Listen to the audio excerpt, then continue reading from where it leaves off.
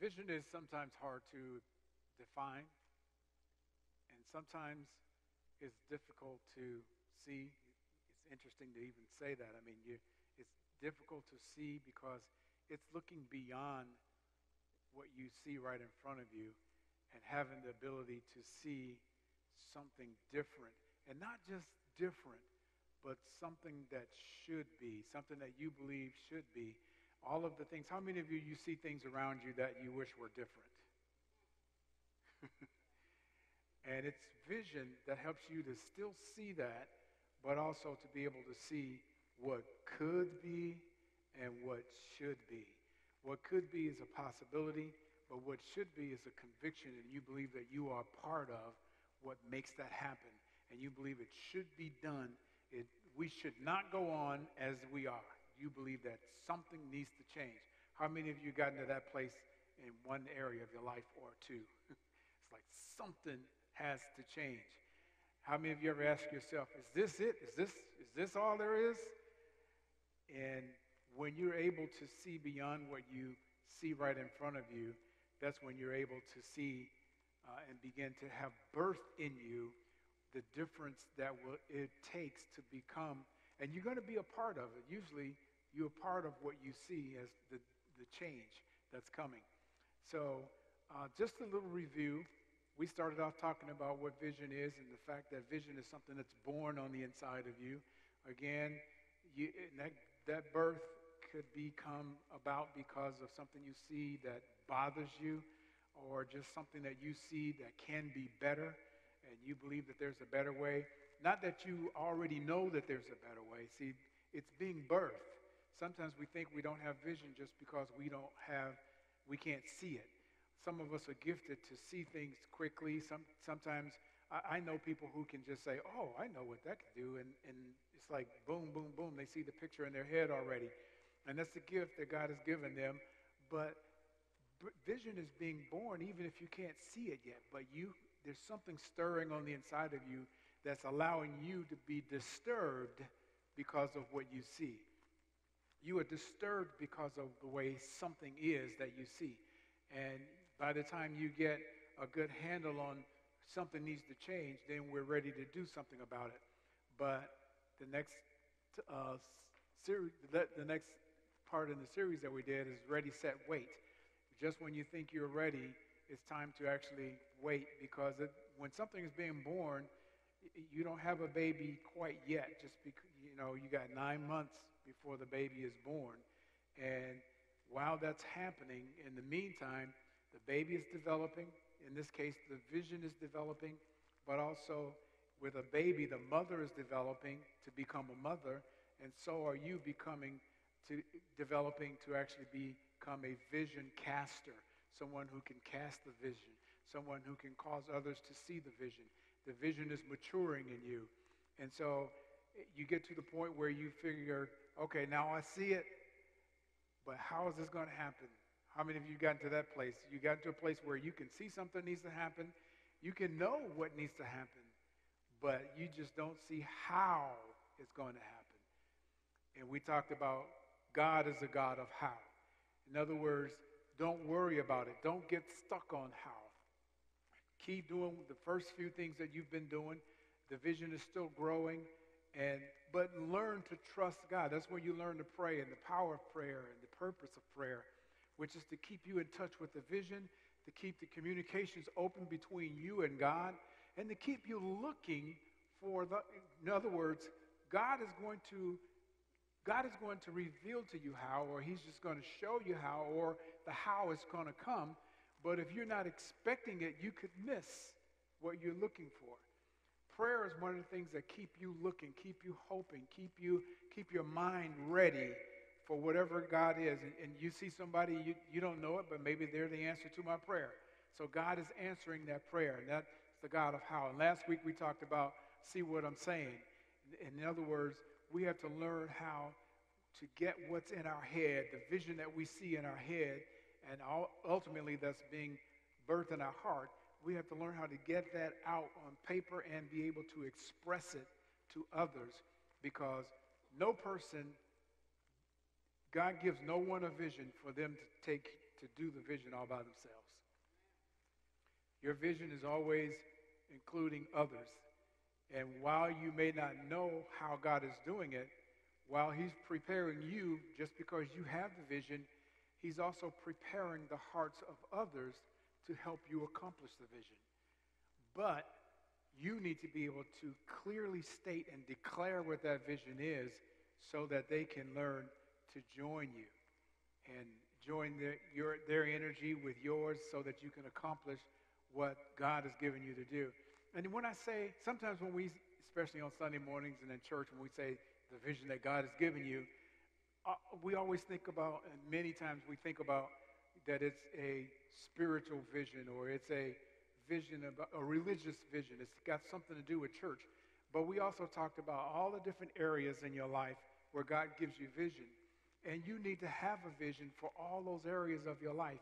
We can't talk about in detail all of them, but you need a vision not just for your spiritual life, which is your walk with God and your relationship with God, but you need a vision for your physical life. You need a vision for your body. You need a vision for your mind, your mental life. You need a vision. You need to feed your mind things that are positive, and not just positive, but wholesome, that will cause you to grow and cause you to expect what God has actually promised you. But you need a vision for your family life. You need a vision. If you desire to be married, you need a vision for a husband. You need a vision for a wife. You need a vision. That vision, you need something that you are looking for and that you're expecting, and that you can also look to God to help you provide. It's not that whoever that is going to drop out of the sky and boom, there's my man. But when you expect God to provide it, then you learn to recognize what God is bringing or who God is bringing across your path, into your path, and where you can actually learn to do that vision together. Because even in a vision like that, a personal vision like that, you can't be married by yourself. I don't think. So someone else is involved in the vision, always. It may be a vision for your children and what you want your children to accomplish. But we get to the place where we have moved and we're expecting God to do something, and now we've made it clear. People can see what we're saying, and we're ready to do the vision. And we start moving forward with the vision. And just when you thought it was smooth sailing, comes today's title. Just when you thought it's like, okay. I mean, in our story that we're using for our background of this entire series, Nehemiah, we're at the point in the story where Nehemiah, he's gone through so much. He's cried out, he's mourned, he's gone through this period where the vision is being born on the inside of him. He's excited to do something. The king has allowed him to leave. That's a miracle. The king has also given him, safe passage to go 1,000 miles and go rebuild his city. That's a miracle. And so all of these things have happened. And now Nehemiah is in Jerusalem, ready to build, and he's given them his speech. Last week, what we call his elevator speech. He's given them his speech, and they said, let's rise up and build. The people were excited. They were ready to build. And they start building. And as we'll find out today, just because you're excited and a few people are excited, even if it's most people, doesn't mean that it's smooth sailing. People who can't see what you're saying, you're always going to have some people who can't see what you're saying. People who can't see what you're saying, they challenge your vision. And they challenge you. They can't see what you're saying, and even though they can't see it, they don't think it's a good idea. But even people who can see what you're saying, they just don't like what they see. Vision is something that once it comes, things can't be the same. Something's going to change. It's like it's in your mind, from your perspective, it's going to be worse or it's going to be better. It can't stay the same because vision is about the future. So let's take a look at something here. Vision is about what you are looking forward to, but it's always based on history. It's based on what you've seen. What you see in your mind that picture is derived because of what you see that you're disturbed about, which is history. Well, some people love that history. They don't want to see the change. How many of you, most of us don't like change. How many of you just love change? One person loves change. As human beings, we don't usually like changes. When things change, it's like it upsets us. And it's really the way God has built us. We're built so that, your entire system starts learning something that's new. Let's say something's brand new. Now it's new. You're a little, very attentive to it. Your attention is on it. You're doing whatever you need to do. And now you get a little comfortable with it, and it's kind of gets a little easy because your subconscious is helping you to do it. You don't have to consciously think about doing it. And now someone comes and say, hey, we can do that better. Now you got to start all over to learn how to do it. It happens to me all the time in work. I'll learn a computer program and learn how to program this, and it becomes to the point where it's like, okay, this is easy. Starting off, it may take me 8 hours to do something, and then as I get better at it and get a little more skilled at it, and I learn my own little quirks about it, then I can get that down to like 4 hours. I'm like, yes, I can get this done. And then something new happens, and I have to start all over again. Now we got to learn how to do this because we don't like change. But if we're going to grow, we have to at least learn how to accept change and not just accept it, become a part of it. And when God gives you a vision, realize that your vision is going to change something because your vision is looking in the future. Your vision is looking forward to what needs to change. Your vision is looking at what could be and should be, not just looking at what is and that could be better. So, my question to you is this. When you see things that are the way they are and you believe they should be different and you see how they can be different and you express that with excitement and you're ready for people to join you and help you to do that, whoever it is that helps you to do that, here's my question. I got a question for you. So when people don't accept that and people are challenged by that and people who oppose that and even some people will criticize that, how many of you have had something where people just criticized it? They didn't like it, they didn't understand it, but then they talked about it. What is your normal response when that happens? It's very critical for us to have the right response when this happens in order to move forward with the vision and not just allow the vision to die.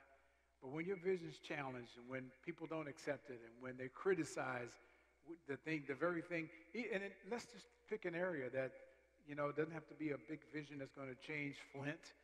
But let's say you have a vision, you want to do something in your family. And now you express that to other family members. And it's change, and we don't like change. And so somehow they all have to get on board. But if they don't get on board and they start criticizing it, then how do you deal with that? Do you just get mad and walk out? Let's say a husband and wife, and you got an idea, but your wife don't like it. And she just, even though she sees it, she doesn't like it. What do? What's your normal response? She's not an opponent. Today we're going to talk about opposition strategies, but in this example, your spouse is not an opponent, but it's just a difference of opinions and what she likes. How do you handle that? And I'll take that to the next level. Let's say it's not your wife, but it's an opponent, someone who's opposing you, and they don't like it, and they actually criticize it. How do you handle your feelings about that? How do you deal with that in your own feelings? So really what today's message is about when it comes to vision, it's talking about how to respond It's your personal response. How do I respond when things aren't going my way? How do I respond when I believe that I have something that, and when you have it, you just can't understand why people can't get on board with it. It's like, can't you see that it's a blessing to you too? You ever felt like that? Can't you see that this is good for you? It's good for all of us. And people are just, because it's changed, they don't like it. Or maybe they may lose something personally because of it. How many of you worked in a workplace where you have a good idea, but if that idea is implemented, someone else may lose something that they personally, like, I had this nice job that I was doing. Now you come up with this idea. Now everything's different. So then they don't like you. So to get started, I'm going to talk about something that's called the 10 Ds, opposition tactics. And then we're going to take Nehemiah's story and show you how the opponents, we've read where finally the people said, let's rise up and build. And we're going to show you in the scripture today where as soon as they said that, the very next verse, Nehemiah starts explaining to us who didn't like it. And so there are 10 Ds. Every one of the words start with a D.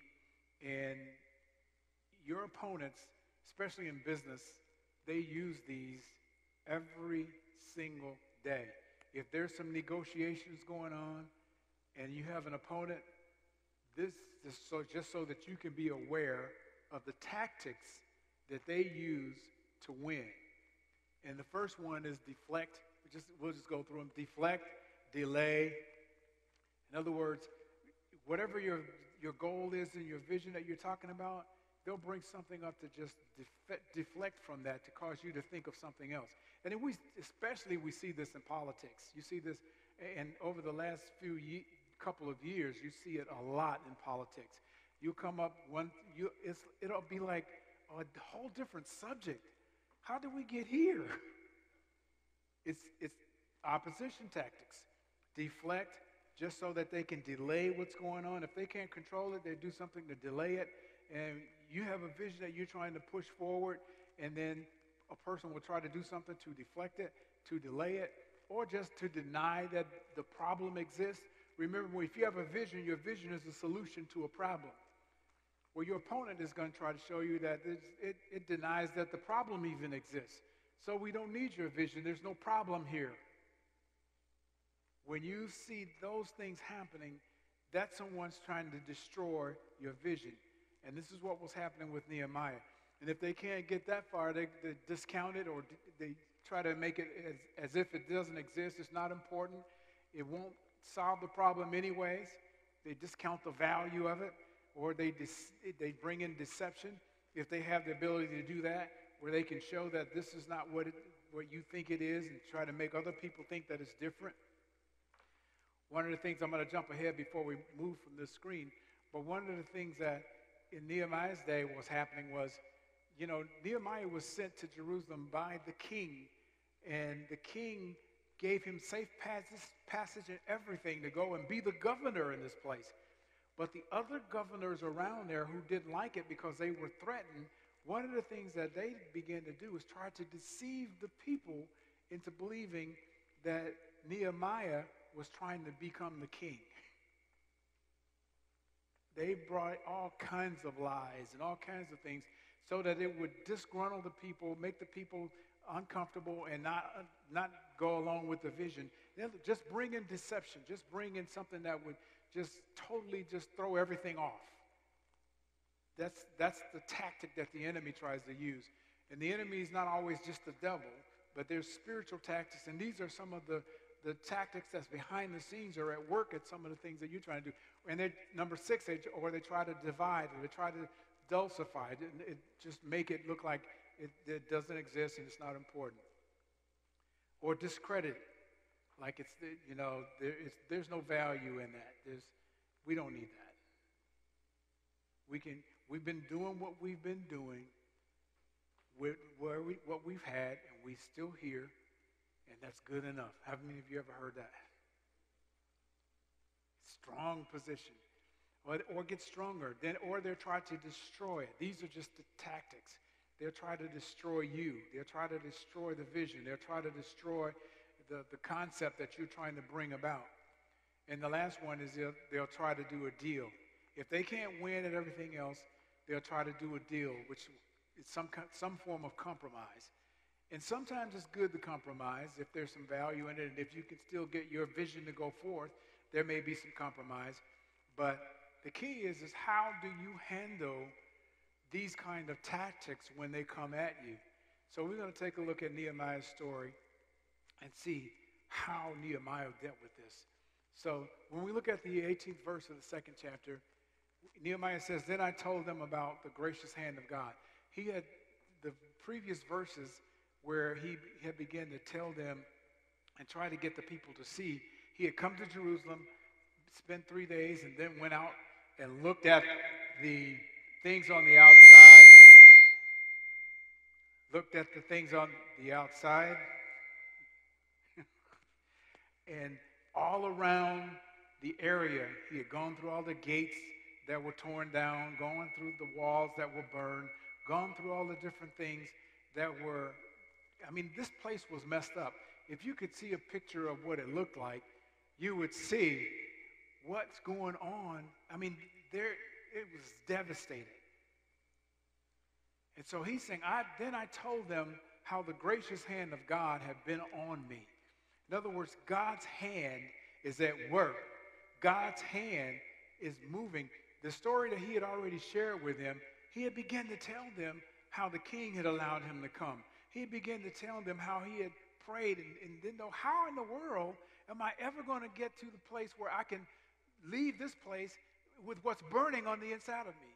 And he's telling them how God's hand had made everything happen, how he had stopped.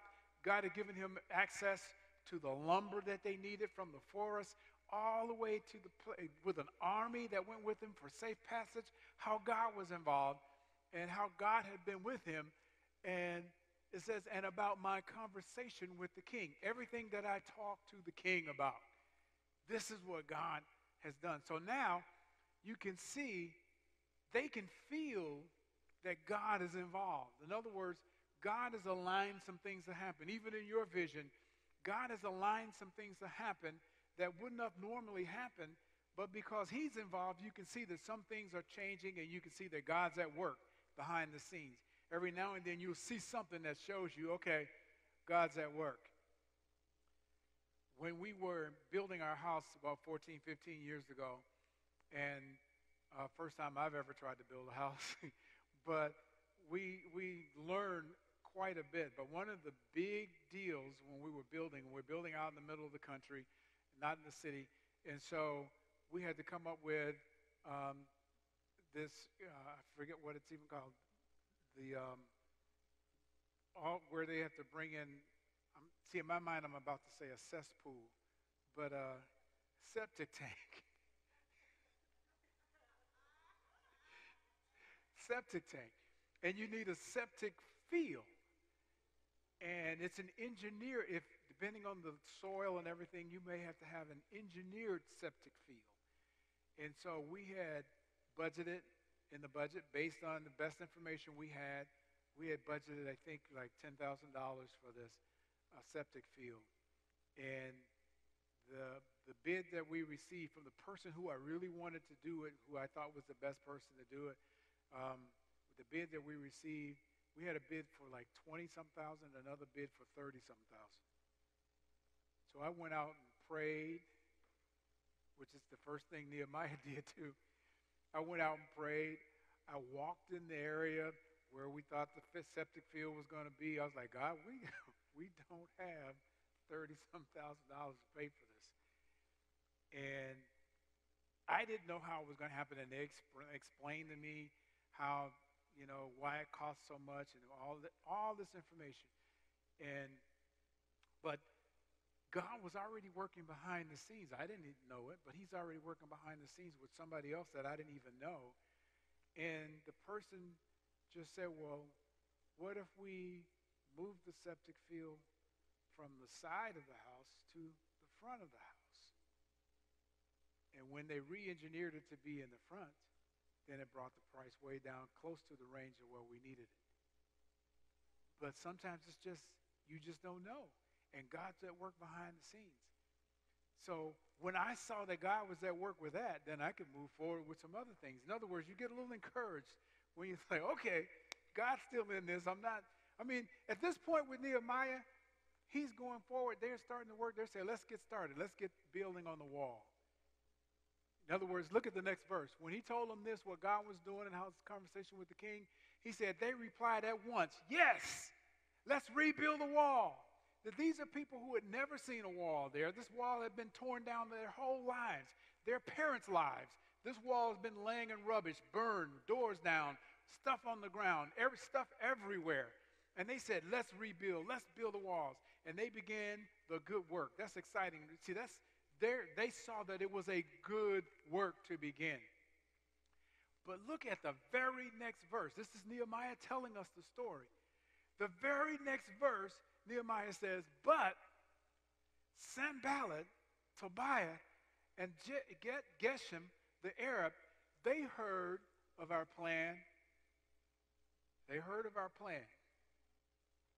They heard of our plan, and they scoffed contemptuously. And here, he's quoting to us what they said. They said, what are you doing? Have you ever had anybody ask you, what are you doing? What are you doing? One time my uncle asked me that question. How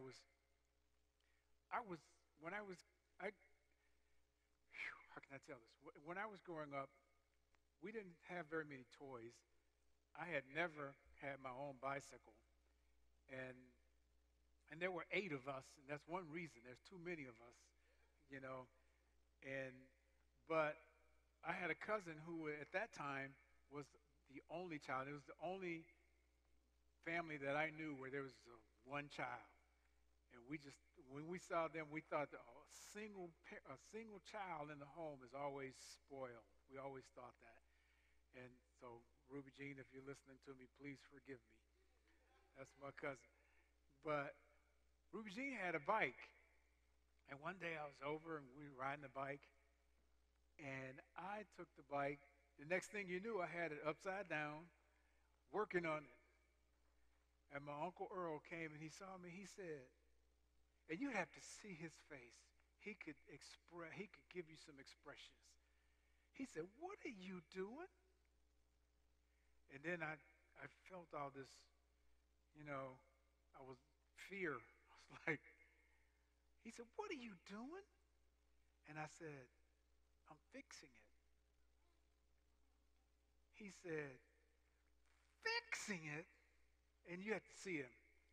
Fixing it? And then he said, is it broke?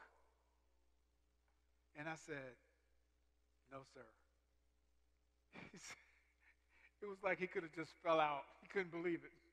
He said, well, if it's not broke, don't fix it.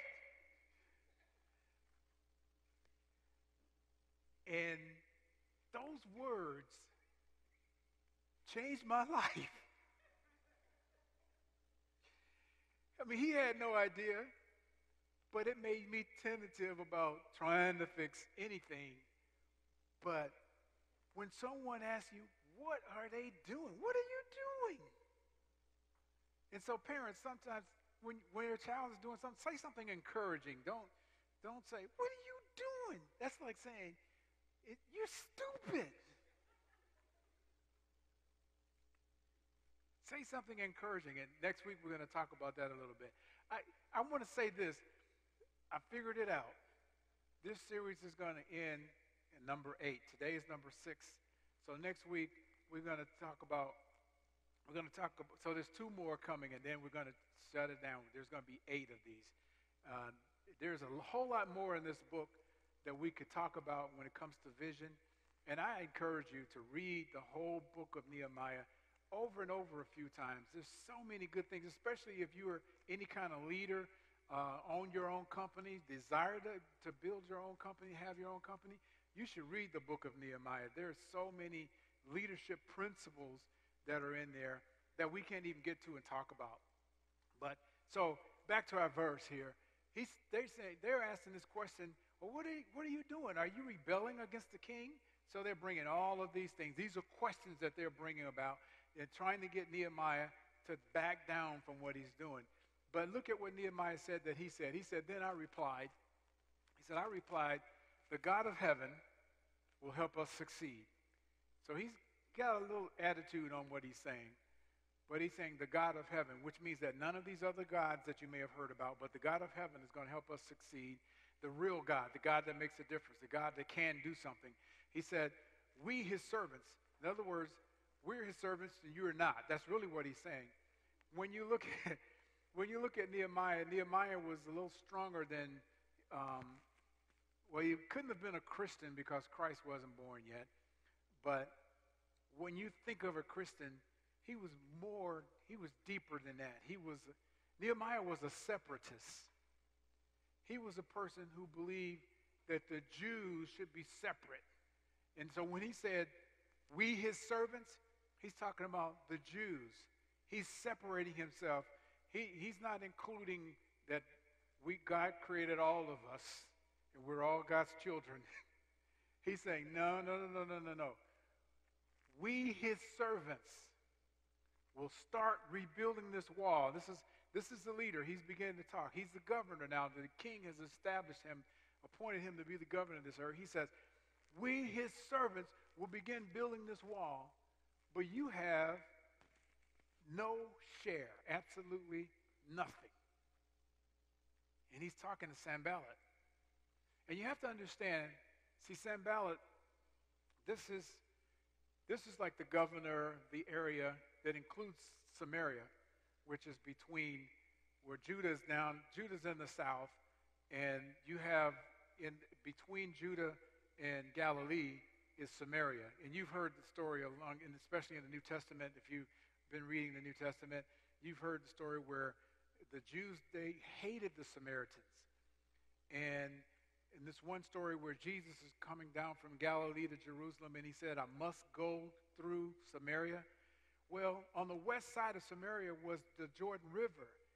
And most Jews would go all the way over to the west bank so that they wouldn't have to go through Samaria and deal with the Samaritan people.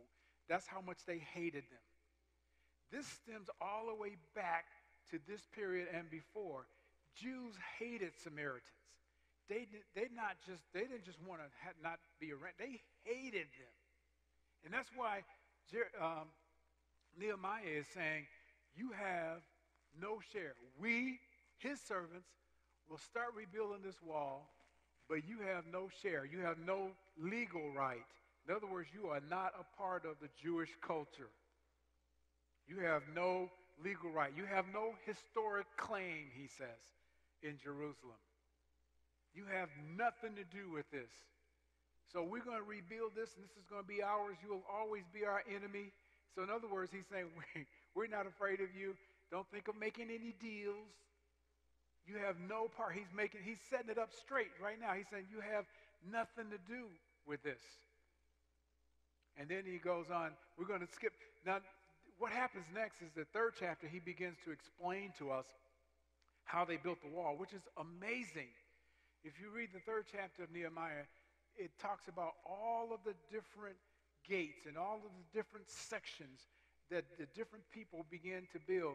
Obviously, he was a great organizer, and that's why I said if you have any kind of business, you should read this book. He organized all these people. For example, people didn't hardly live in the city anymore. It was all torn down. They lived outside of the city. But when he went around looking after the 3 days that he was there, he looked and he summarized all of what needed to happen. And he pulled together the different people who lived in certain areas to work on certain parts of the wall. It's like, okay, you live here, you work on this part. You live here, you work on this part. And so in the third chapter, he begins to explain all of this to us. He's saying this person, the priest and these guys who lived in this area, they built this part of the wall. And these guys, they built this part all the way around. I believe there's like 40-something different sections that were organized where they rebuilt the wall. And so then we get to the fourth chapter. They've been working on this wall. They get to the 4th chapter, and then Sanballat, he said, was how angry? Very angry when he learned that we were rebuilding the wall. He flew into a rage. He flew into a rage and mocked the Jews. And he begins to tell us what he said. Does this sound like some of the tactics that we just mentioned of the 10 Ds that we just talked about? He began to say, he's saying in front of his friends, again, okay, now he's in front of his friends and the Sumerian army officers. He's in front of his buddies, and he's saying this: what does this bunch of poor, feeble Jews think they're doing? Now he's attacking character. He's attacking their background. He's trying to demoralize them. He's trying to basically destroy them. He's not just talking to Nehemiah now. Who's he talking to? The crowd. He wants to affect their ability to do what they're doing. He says, what do these feeble, poor Jews think they're doing? How would you feel if somebody called you feeble, poor? What you think you're doing? You can't do this. Then he says, he went on to say to them, do they think, this is him talking to his buddies, do they think they can build a wall in a single day? Obviously, they weren't thinking they could build it in a single day, but obviously they were making some pretty good headway. For him to challenge them, he's mad. He's upset. He said, do they think they can build this wall in a single day by just offering a few sacrifices? In other words, see, you have to understand, if these people are working on the wall, they have really stopped doing whatever else they were doing. So it's not like they didn't have anything to do, and Nehemiah came and said, oh, since y'all unemployed, come help me build a wall. They had things to do. This was just like any agricultural community. If they didn't work, they didn't eat. If they didn't plant and harvest food, they didn't have food. And we can't get into that today, but as you get into the story, you'll find out that it came to the point where they didn't have any more food because they weren't planting any more food. They were working on the wall. And where they were supposed to get food, then the people who had money were actually exploiting the people who didn't have money. It was a mess. So here's the enemy, and that's the inside stuff. Sometimes, you got opponents on the outside, like Sanballat and these guys, but sometimes you have people on the inside who are opposing you also, and things that are happening, and not just people. All this stuff was going on the inside that started to tear at what was going on. So he said, do they think they can just build in one day, offering a few sacrifices? They were sacrificing their lives. They were sacrificing their time. They were giving up their jobs to go and do this. But they said, this is important. We're going to do this. We're going to do this. He says, do they actually think, the rest part, some more of this verse, go to the next part. Do they actually think they can make something of stones from a rubbish heap, and charred ones at that? He's talking about all the burned stuff. He's just pointing out to them how bad it really is. And we'll get to this when we talk about how to respond to these kind of tactics. But what Sanballat is saying, some of this, there's some truth in this. You're going to find out in one of the verses that we'll look at today where after 26 weeks, 26 days, oh, that's why I messed up. I was going to ask you a question. So let's see if I gave it away.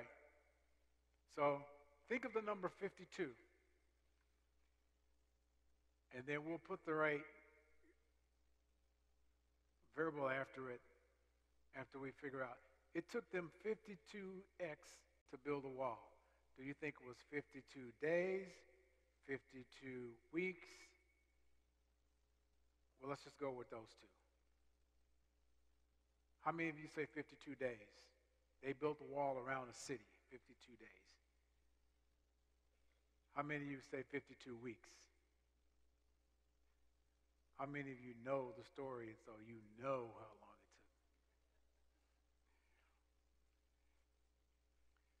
took? After 26 days, they had the wall halfway up.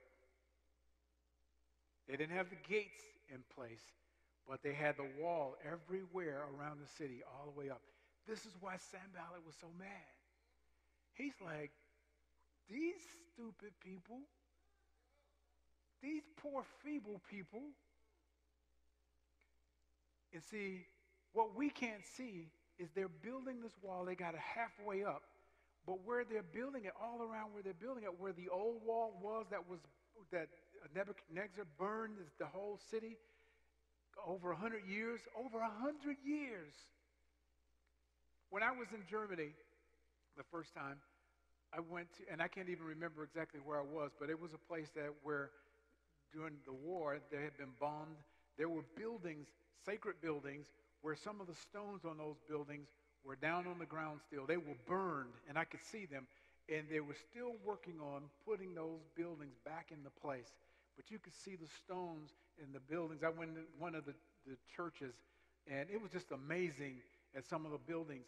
But some of the stones that were there, you could see how they had been burned from the war, from all the firepower, the bombs, and everything else. Well, this is the kind of stuff that they saw here, to the point where Sanballat is saying, how in the world are they going to build a wall and you got all this rubbish and stuff in the way? It wasn't like they could call in some big equipment haulers and put it in big, dumpsters and haul it all away. What are you going to do with all this stuff?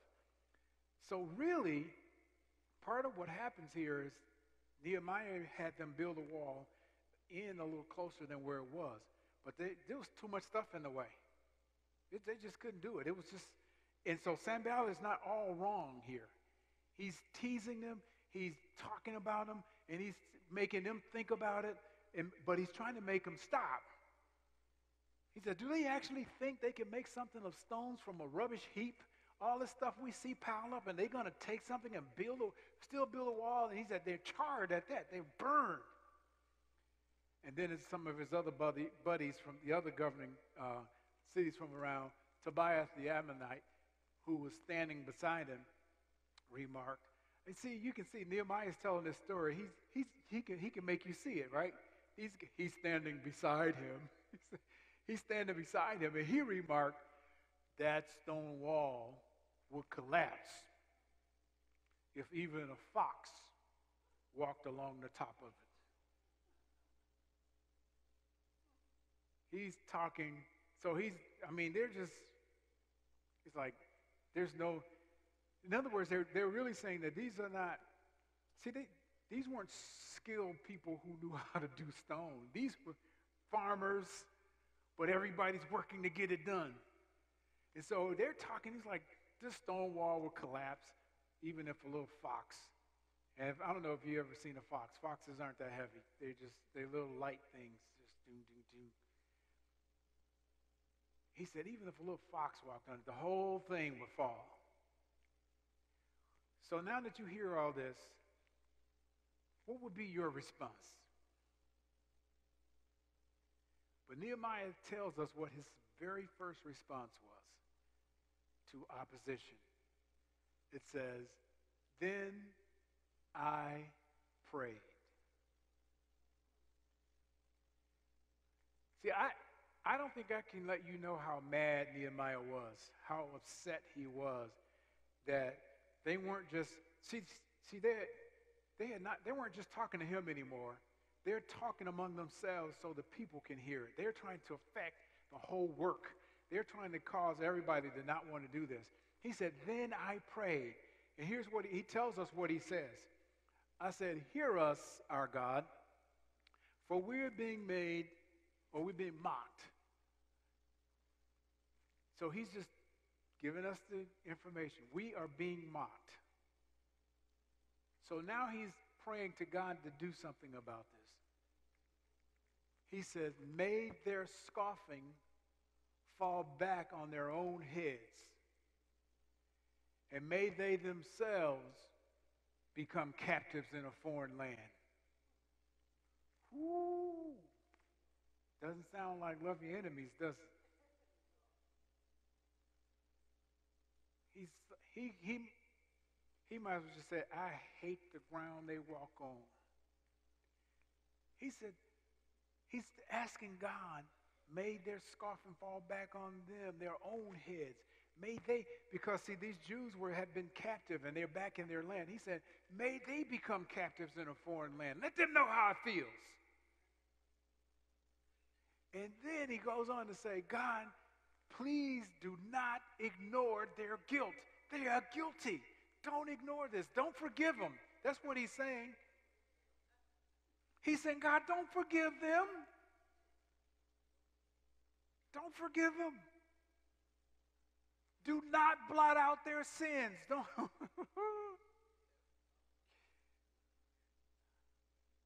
He said, for they have provoked you to anger here in front of the builders. And that's what messed with him. In front of the people who had decided to do the work, these guys are trying to discourage the people. They're trying to set them off, trying to get them to just stop, trying to just demoralize them, make them stop, using all 10 of the D's except for the deal to try to make them stop. So Nehemiah is praying, God, don't forgive them, make them become, captives themselves in a foreign land. He's doing all of this. And then the next verse, he says this. He lets us know. He says, at the last, the wall was completed to half its height around the entire city. For the people had worked with enthusiasm. In other words, even in the middle of all of that, these people continued to work. And we got half of the wall done. We're halfway done. We got all of this done. And look at the next verse. It says, but when Sanballat and Tobias and the Arabs and the Ammonites and the Ashdodites heard that the work was going, when they heard that, oh man, half the wall is up. Now we have to realize all of these different areas that they named means that Jerusalem was surrounded. You had Samaria, which is north of them, and you had the south of them was the Arabs, and you had the people on each side. I mean, they were surrounded. They had been talking to their neighboring countries saying, we got to stop this. So when they all heard that the work was going ahead and that the gaps in the wall of Jerusalem were being repaired, they were furious. So being furious, they all made plans. They made plans to come and do what? Fight. They said, this talking is not working. We need to fight. We need to fight against Jerusalem and throw them into confusion. We need to all come together just to throw them into confusion. So again, when they said this, what do you think Nehemiah did? Look at the next verse. The 9th verse says, but we prayed to our God and guarded the city day and night to protect ourselves. So two things happened here. Nehemiah prayed, but he adjusted his plans a little bit. The vision is still the same, but his plan, at first he had everybody on the wall. Everybody were working on the wall. But he said, we prayed to our God and guarded the city day and night to protect ourselves. In other words, in other parts of the scripture in this story, he details to us where he said we had half the people actually guarding the city and the other half working. And the half that was working, they also had weapons with them. Talking about the people who were working on the wall, they had their working tool in one hand and their sword at their side, working. And then we had the other half that was actually guarding them, just ready to fight at any minute. And I had the person that blew the trumpet. He said that person was with me. In other words, you had different sections of the wall where they're far enough away from each other where you can't just say, hey, they're coming from the east, or hey, they're coming from the west, or hey, they're coming from the north. They're attacking. So he's saying, I kept the guy with the trumpet with me. So when we heard wherever they were, they would blow the trumpet and we could tell you where to go and fight. So he was organized. They didn't have an army. This is a city of people, just like Sam Ballard had said, poor Jews who didn't have an army, a lot of them who had come back from being captives in other lands, had nothing. And here they are, they're working to build this wall. He said, but we prayed, and they guarded the city. So they did two things. We prayed, but we didn't just pray and do nothing. So sometimes you got to pray and do something. Sometimes you got to guard whatever you've got. I mean, that's what he did. But think about this, because see, if those other countries had decided to fight, there's no way without God's help, even with them guarding.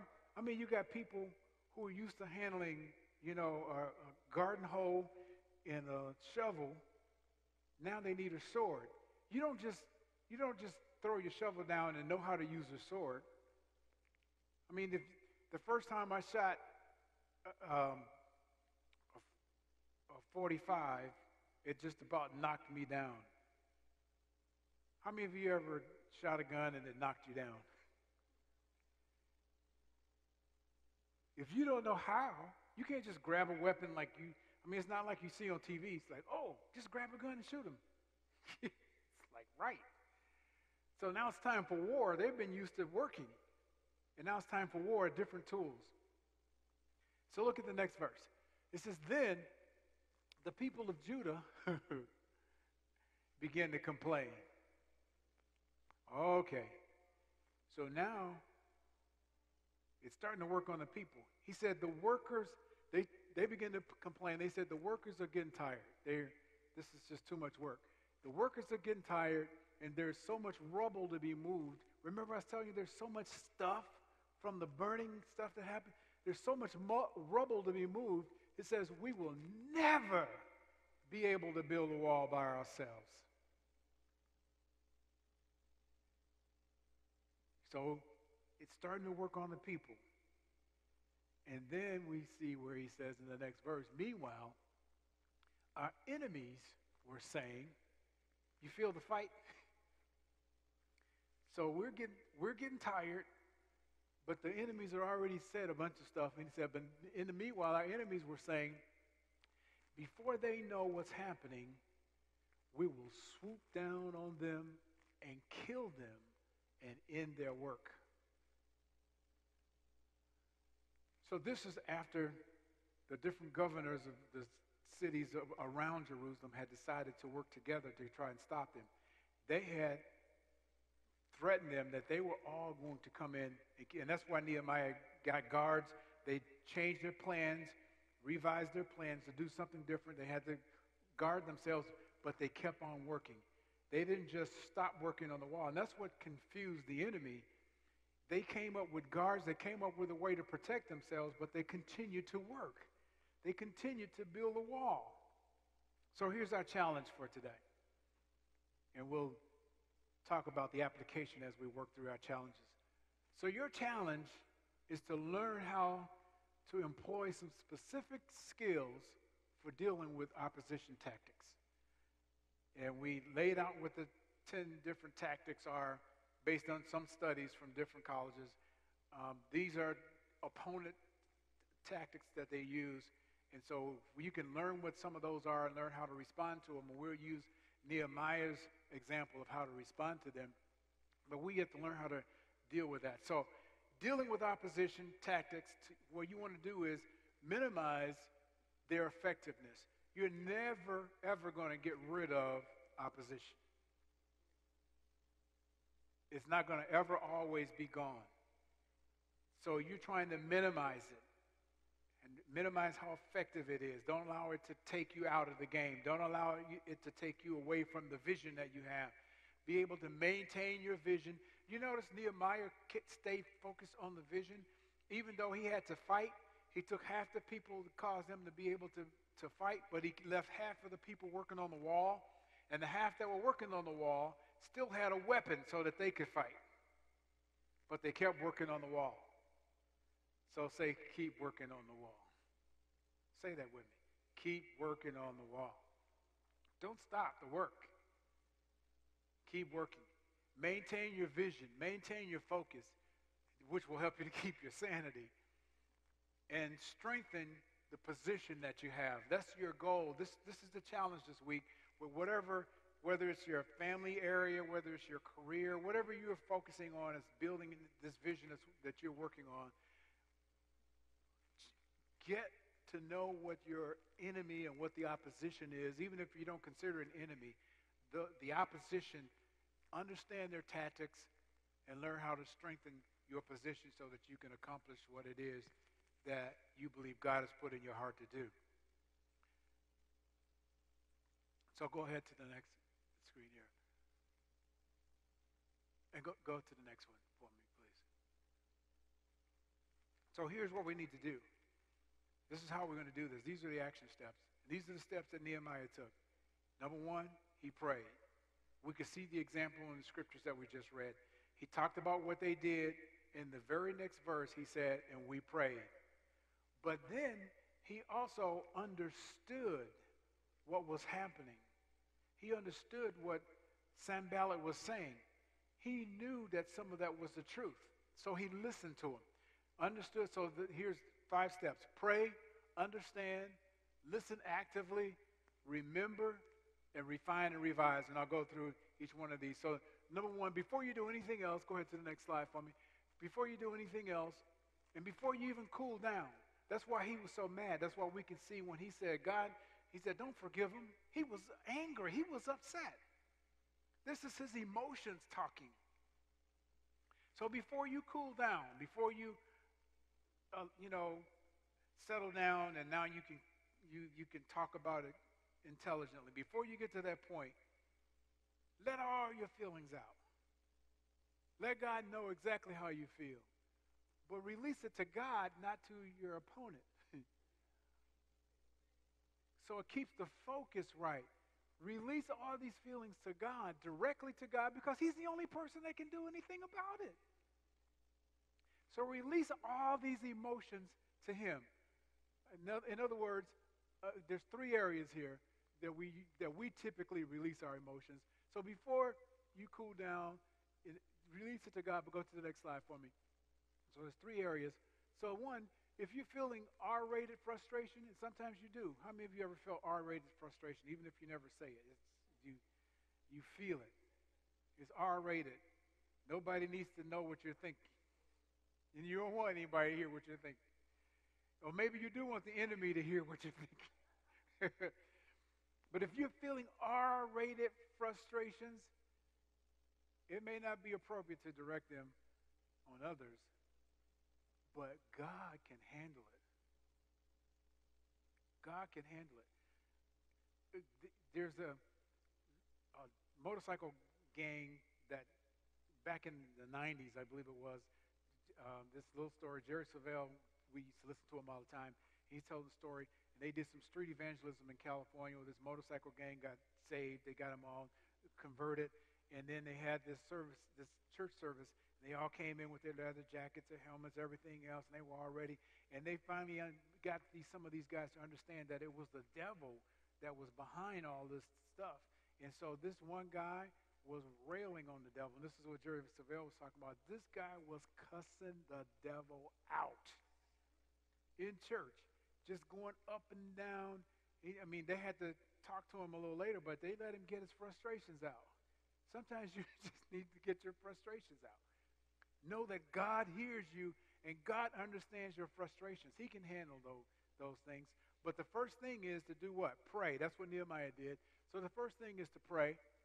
And when you pray, then you don't reflect your feelings back on the opponent, because then you're doing the same thing that they're doing. When you pray, you're reflecting, you're letting your feelings be, you're letting God hear and feel your feelings. So don't reflect them back on the people, on your opponent. But another thing is, don't keep them inside either. Some of us, we don't do anything. We just hold everything on the inside. And don't keep that stuff on the inside. That just causes depressions and ulcers and high blood pressure and other health issues. Get it out. Get it. Let it go. Let it go.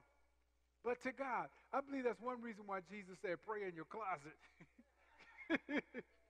You know, get somewhere where can't nobody hear you but God and let it rip.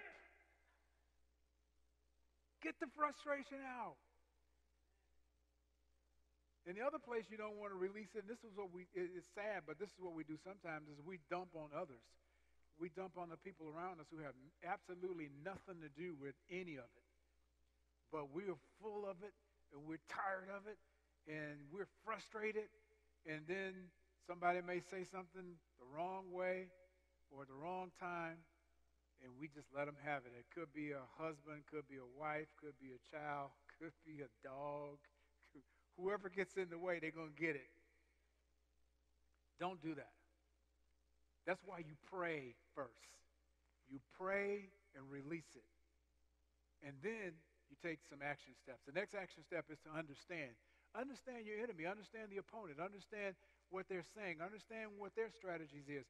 That's what Nehemiah, once he heard them and understood what their strategy was, then he could change his plans so that he could adapt and be ready for whatever they were ready for. If they were planning to fight, but once they heard what Nehemiah was doing to counteract what they were doing, then you never see where they were attacked.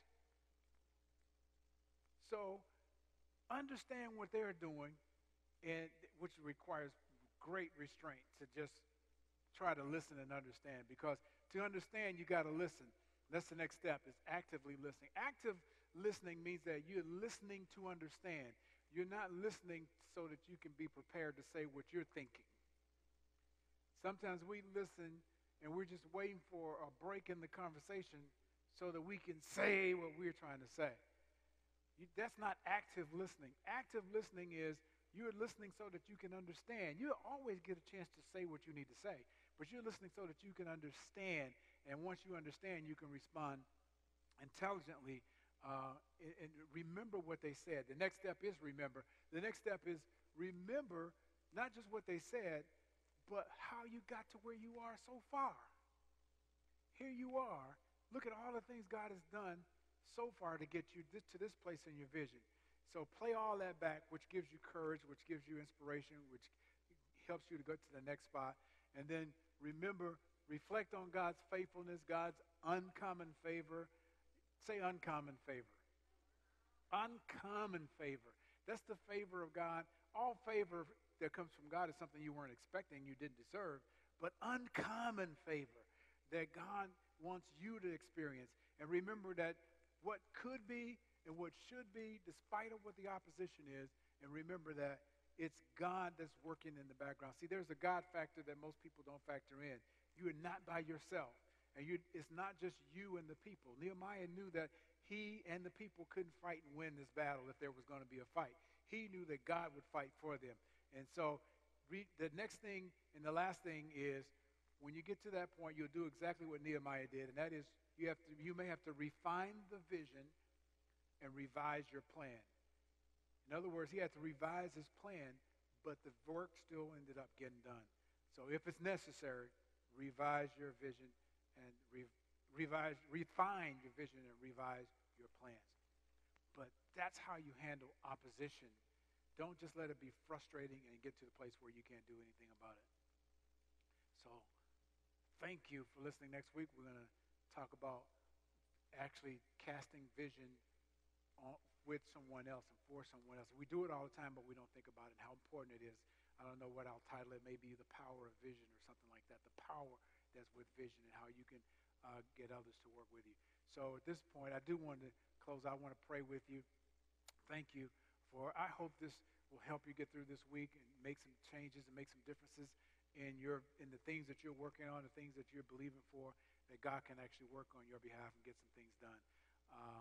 If you are here today and you want to understand more about this, you can talk to us at the starting point table or online. You can do that. But I want to pray for you now. If you would bow your heads.